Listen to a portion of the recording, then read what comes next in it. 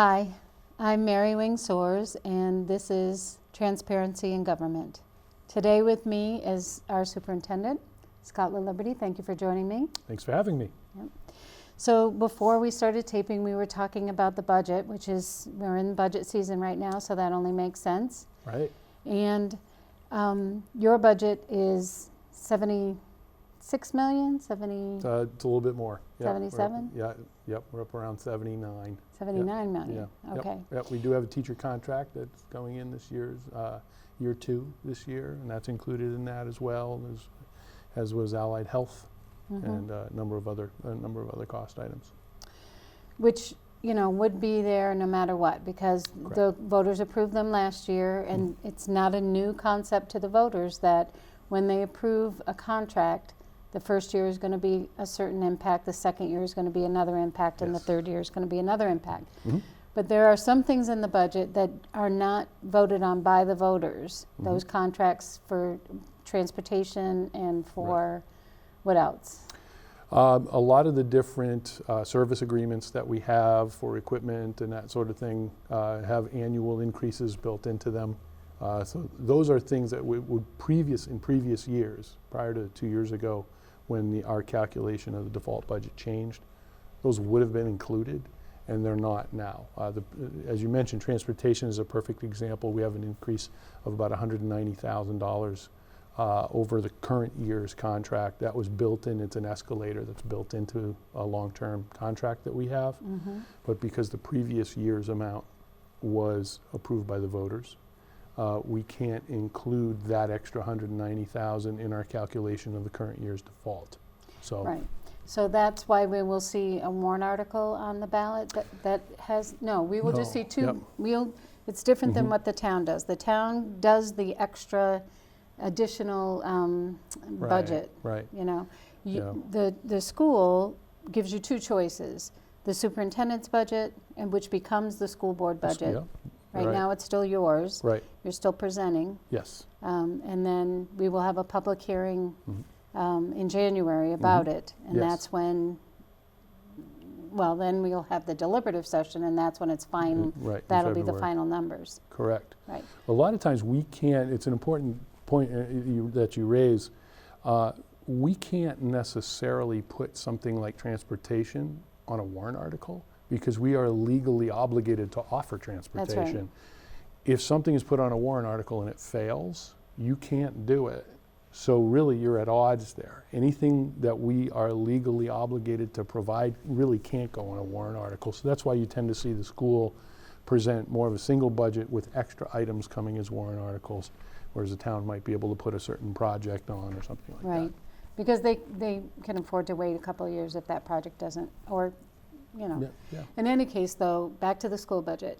$79 million includes those obligated by the school board, which have not been approved by the town until the town were to approve that budget. When the town approves that budget, if they were to vote in favor of that budget in March, that then becomes the standard for next year. Okay, and our default budget is $670,000 less than the school proposed superintendent budget right now. Correct. Okay, and the reason that it's that high is because you had mentioned 400,000 of that would have originally been able to be in the default budget under the old rules. Correct.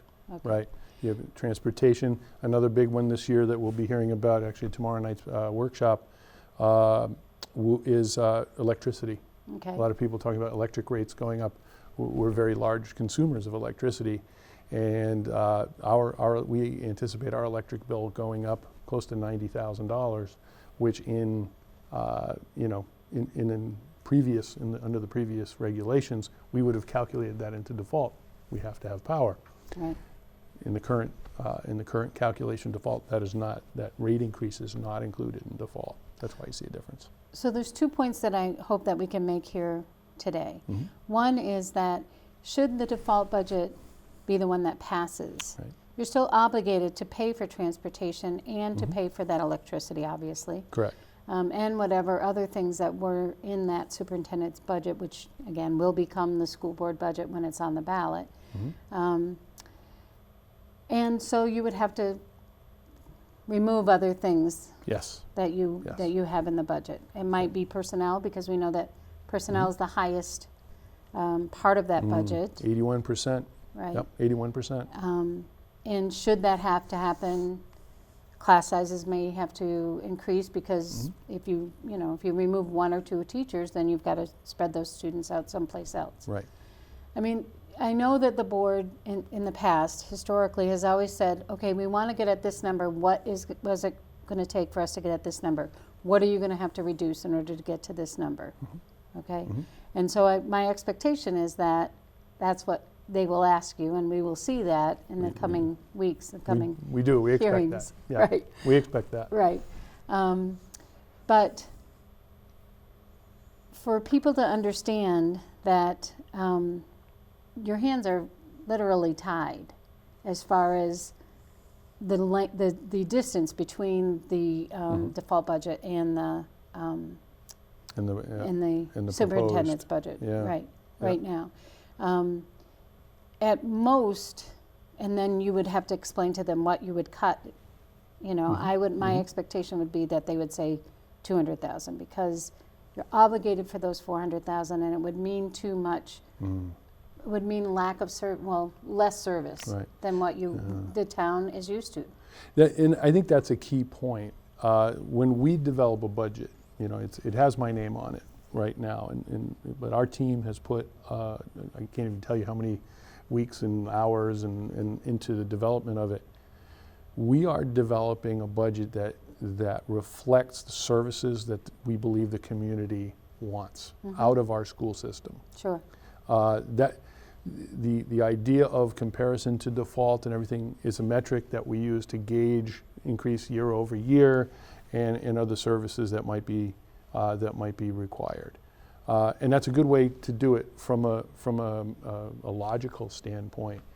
But when we're developing the budget, we don't necessarily look at default in developing it.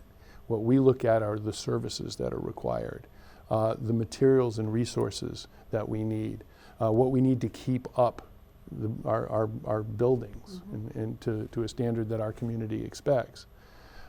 Programs that we offer for all of our students, pre-K through 12. We build our budget based on the needs of that particular type of education. And that's really where we go with it. Of course, once we develop the initial budget, then we look for efficiencies. We look for cost savings items. And then we try to get it down as low as we can. We certainly don't come in and ask for, you know, as much as we think we can get. We're structuring that budget that in a way that we believe is fiscally responsible, but also creates that learning experience for those 4,200 plus students that we have in our district. Right. And you know, I've been involved with the school district for the 20 years that I've lived in town, and the budget committees throughout the years have been, some have been really great, and some of them have been a little sleep at the wheel. Lately, I've seen some really strong budget committee people who are questioning, and if they don't question, it's because there is no reason to question in certain cases. I mean, they're looking at what was spent the previous year, what you're asking for this year, and they're seeing the results of, you know, parents who are happy with their students' education, and they're saying, okay, so that must be a legitimate number, you know? That group, I will say, the group that we've had some last few years, this is year 6 for me, but this group is a very good group to work with, because you expect them to challenge you, you expect them to push you. If you look at the complexity of our budget, there are literally thousands of line items in there that we've developed over the course of the process. And having a group that has the ability to take an objective look at the process and the numbers and say, hey, can you explain to me why line X is increasing by 20% this year? That's very productive, because for us, we've been through the whole process, it may not occur to us that, on page 364, line 28, there's a 20% increase that the public really should know about. Right. We go through and explain every line item, we'd be here for a long time. Right. But that's the purpose that they serve. And I've noticed this group has been fantastic as far as pushing us and challenging us where we need to be challenged. But on the other hand, there is a point where they will look at us and go, okay, we understand what you're trying to do. We trust you. We've hired you to do this. So it's a nice blend of a role where they're challenging and asking appropriate questions, but on the other hand, you feel valued and supported, right. As you work with them. So this year on the ballot, there will be a warrant article that talks about the changing the charter Yes. for the school. Yep. Yep. And the charter will allow you to include items like the bus transportation and the electricity, those things that are not, that are contracted through the board, not through the voters. The idea behind that, because we are a charter form of government, we are based on an independent charter, we do have the ability to make changes in the charter. The charter follows the tenets of Senate Bill 2, but we did not formally adopt Senate Bill 2. So what happened was we brought forward a proposal to return to the original method, turning back the clocks, if you will, 2 years, so that we would calculate our default budget as we always have here in town, instead of making the changes that were voted into SB 2 Right. 2 years ago. So in essence, in the short version, that's really what we're asking the public is, do you want to go back to the original calculation method that includes things like electricity and bus contracts and that sort of thing? It still would not include any new expenditures or anything like that. It would hold to the original definition of what a default budget was. So I think you're going to have some work ahead of you to try and get people to understand that. We're expecting that. Right. That, and also, I believe that there's a huge misconception out there about the facilities committee, what they came forward with. Right. No one has made any recommendation that we should have full-day kindergarten. No. That is something that we've tried to engage the community in a discussion, and we've started internally. We have processes in place, something like Curriculum Coordinating Council, which is C3. That's our Curriculum Special Education and Technology Committee, and they've done a lot of work taking a look at that. There was a meeting not long ago where we were looking for parent feedback, had about 90 people show up. We did a survey internally of current parents and current staff members. We got some questions on that. What we wanted to do is we wanted to start the discussion about full-day kindergarten with our current community, because if our parents don't support it, there isn't any sense in us having a broader discussion with the entire town. Right. About 90% of the children in New Hampshire have access to a full-day kindergarten program. We do not. There are a lot of merits to a full-day kindergarten program, but one of the things that the reason why this kind of got entangled with the Moose Hill discussion, we do not have room. There are no classrooms in which we might house a full-day kindergarten program. And that was part of the reason we sort of went down that road, is we said, first of all, I believe the community should have the discussion about whether or not we would like to take on full-day kindergarten.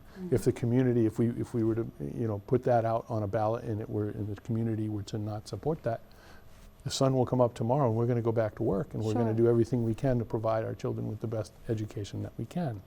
But at the very least, I think we need to have that discussion and have people have an opportunity to weigh in. To your point on the facilities, Moose Hill is currently out of space. We have 2 portable classrooms, temporary classrooms, call them what you will.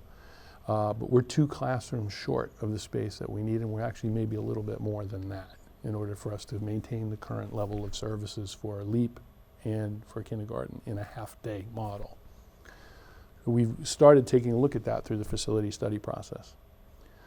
What we found through that process is we've used the term a lot, the functional capacity, the capacity of that space given what happens in it, is such that we need more room.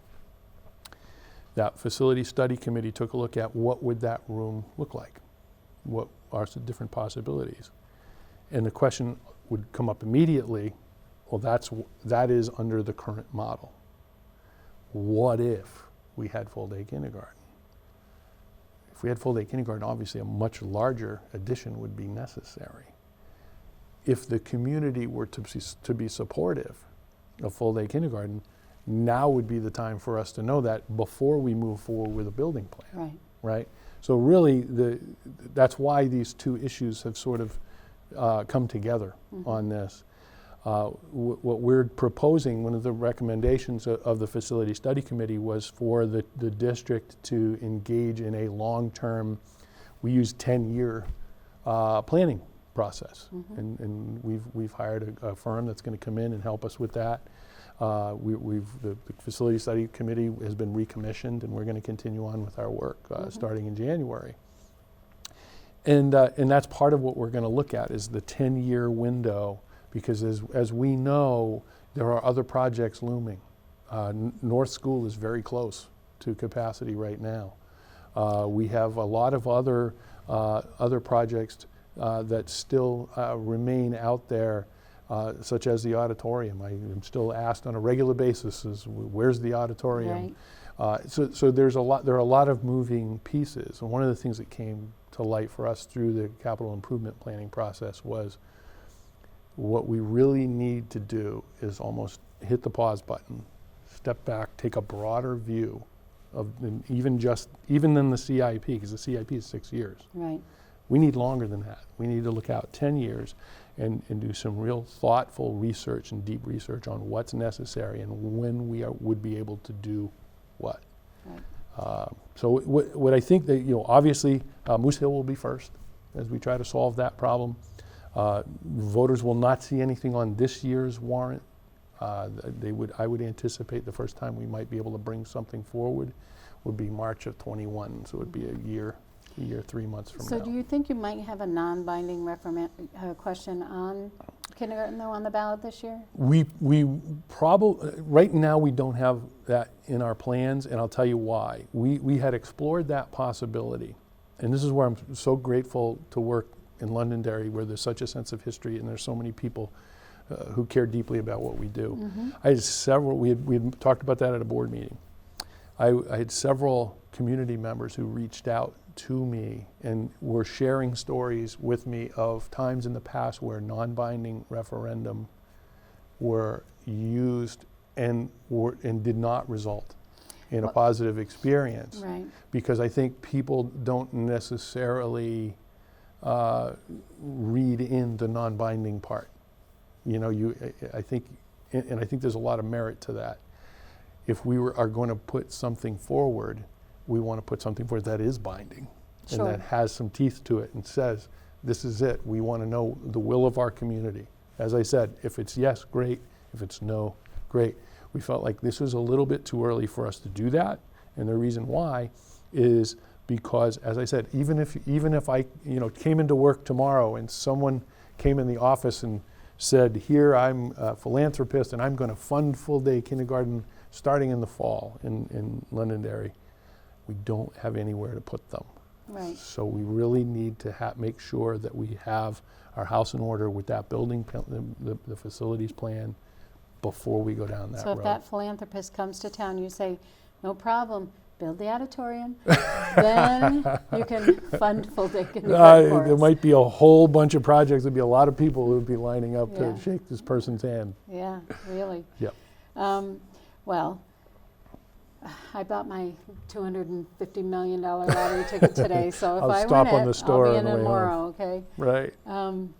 Anyway, the thing that I wanted to ask you, though, is about North School and about South School. Do they have any pads already available for you to expand 1 or 2 rooms? South School has footings that have been laid off of the new wing, which if you're looking at South School from the front, from the parking lot, the new wing on your left, Underground there, when they put that addition in, they actually poured footings for 2 additional classrooms All right, off so that. there's that possibility, but I don't think there's Mhm. anything available at North. I think we already filled those. We have filled the lot at Right. North. We looked, part of the facility study committee was we started looking into locations that were possible for us to place portable classrooms at the 3 elementary schools should that become necessary. Mhm. The only room we have at North would be the playground, which Right. I think we all know how sad that would make our North School Bears. So we're hoping not to have to go there. But there's not a whole lot of room to build out left on the And lot. it's not tall, it's not structurally sound enough to build up. It is not. Okay. It is not. And Matthew Thornton, we know, is the oldest school in the town, and Yes. and so there's certainly room on Matthew Thornton's lot, isn't there, to expand? There are some areas in which we could expand, but again, that's part of the reason why we really feel like it is so important for us to have this 10-year master plan, Right. where we have a perspective on all of these things. As you know, they're interrelated. So, you know, the town keeps coming into my head because one of the things that we were trying to sell people on for the auditorium was the fact that by this year or by next year, we have pretty much zero debt on the school side. It's a little ways out. Yeah, I think we've got another 4 years, 4 to 6 years, if I remember correctly, to go. And I didn't bring my schedule, my Right. debt schedule with me today, but it's coming up fast. Right. It is coming up fast. There are some major things. Middle school has come off, and Right, well, that's we've what I got the meant. I mean, elementaries many and- of them have already come off, and there's Yes. only one or Yeah. two that we're still Couple, yeah, carrying. right. You know, so, you know, that's a very positive thing for the town because we have we get a better tax rate, you know, I mean, interest rate when we're bonding in the future Mhm. because we've had such great credit. You know, we've Mhm. done such a great job Right. responsibly borrowing and paying off and everything else. Mhm. The town side has taken on a bunch of debt with the fire station and other things that they've expanded on. So I just feel like, you know, when you're talking about it to be a 10-year plan, the school has done a very nice job with the CIP going out 6 years. Right. They've been willing to push things away for the betterment of other things. For example, when you needed to expand the high school, that went before getting a new SAU. When you needed to work, you know, add money to the middle school, that went before getting a new SAU.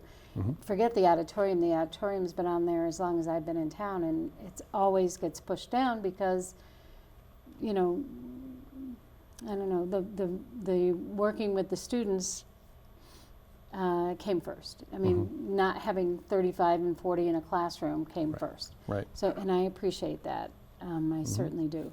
And I know now that there is a need at the middle school as well for you to do some upgrades to the kitchen and, you know, expanding that and, you know, Right, making yeah. it available so that there's more room in there so that the kids aren't eating for, you know, 5 hours a day, or you're not having a split lunch and, Right. you know, you're not interrupting that educational momentum that we have going. And it's the 8th grade who gets that split lunch every single year.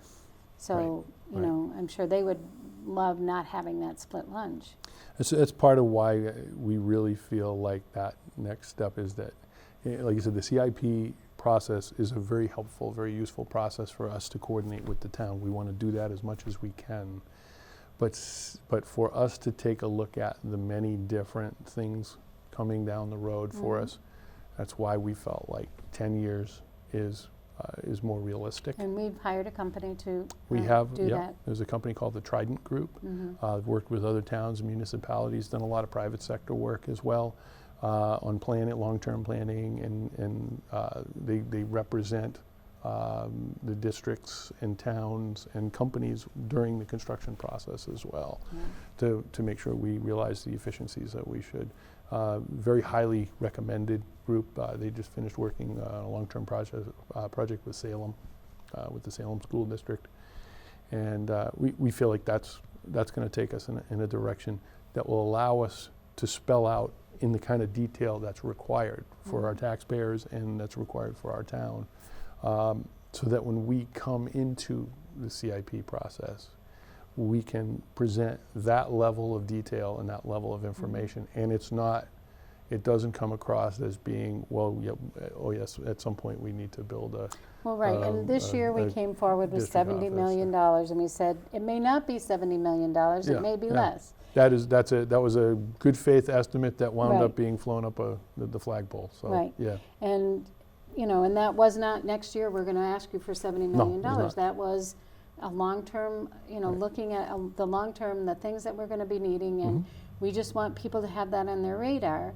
But it's not gonna be 70 million next year or next week. It's over time, and it may not even be 70 million. What we wanted to get across through the CIP process was that there are a lot of projects on the horizon that are going to require the attention of the voters in the community. There's a lot of different things coming up. We put those out there because we wanted to be transparent with people. We wanted to say to people up front, we have not forgotten about the auditorium. We know we have a significant number of people in town who are very supportive of that idea. At some point, we are going to have to do something about the SAU office. I would much rather take that approach and be open and transparent about things and say to people, this is what we are trying to work through, than maybe be short-sighted about it and say, well, it's just Moose Hill, and then when Moose Hill's over, well, now we have to talk about the middle school, or we have to talk about another project. No, I think it's, I want to commend all of the people in the facilities, study committee, because they really have done a yeoman's chore looking at all of the different, the elementary buildings to, to determine what we're going to need and what we use right now. Right. I think the people who use these services, the parents that have students in these different classrooms understand the need for the space that they have because of the in-service programs that we have in our schools. Right. It's hard for people who don't who don't work with special ed students to understand the amount of space that is actually needed and how it is being utilized right now at the different at the elementary schools and at the middle schools. And right now we are making everything work at the middle school. And, I love my job, and I love working there tremendously. I'll tell you, our kids step up to the plate when the reading teacher said, we don't want to move from room to room to room. We lose instruction time because the kids have to wait for us to get all of our stuff from one classroom and bring it all to another classroom. And that may, in some cases, have been not the same pod. It may have been, a transition from one part of the building to another part of the building. Right. Now they've said, you know what, we're just going to stay in the middle of the pod. And, the kids do a great job when they leave classrooms to use the restrooms, or, the kids that are in the pod area are quiet and attentive, and it's really been a wonderful experience to watch. Would it be better if they had their own classroom and they weren't in the middle of the hallway? Yes. But they're making it work. And however, when our numbers go back up, we're not going to have that anymore. They will be back on a cart, and they will be moving around, because there won't be that fourth pod anymore that's being used right now for things like OT and special ed reading classes and STEM, a fourth alternative in the 6th grade. So it's for people not to understand these things. It's wonderful that we offer tours during August before everybody comes in to see what a fabulous job our custodians do and how well they take care of these buildings. But we should offer tours in the middle of the school day so that people can see how these rooms are utilized. I think it would open up their eyes. We've tried to do some video work and that sort of thing where we don't necessarily show students' faces and that sort of thing to give people a sense of that, but you're right, there really is nothing that beats being there. I know I use the analogy a lot when we're talking about class sizes. Mm-hmm. You know, and if for people who don't necessarily work in education, you know, think of if you have a second grader, and think of having a birthday party at your house. If you have 20 children come to your house, that can fill your house up pretty quickly. Mm-hmm. And now picture the birthday party lasting 6.5 hours, and you have to teach them how to read and do math. So if you kind of Right. conflate those two, you know, it's a little bit of a stretch, but not entirely. Right.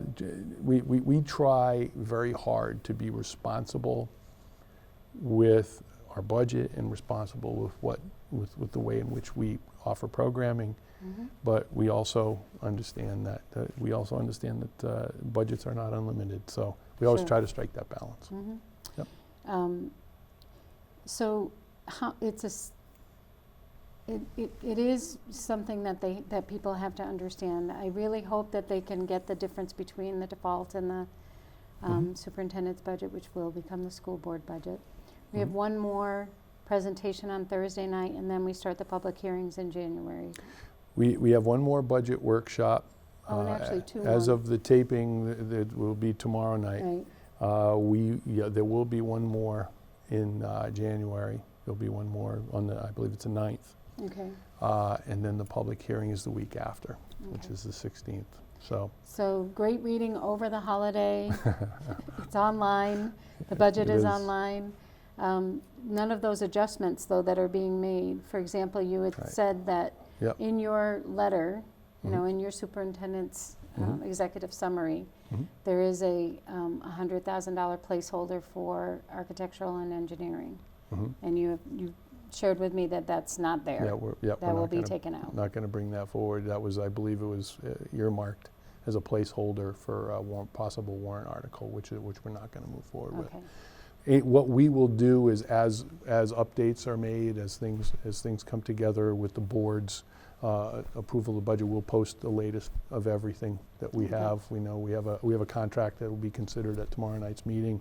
Obviously, that will change the tax sheet, and what we'll do is we'll make sure that we post the latest of what we have. One of the upsides of having it online. Yeah, it is. We'll make 'cause sure the it's very latest is up there. easy, as long as all of those people, oh my gosh, the people that work at the district office work very, very hard to make Yeah, sure you that do. this is accurate and comes out. And We have a there's great team. Right, and there's lots of different ways to look at it. You know, Yep. lots and lots of different sheets.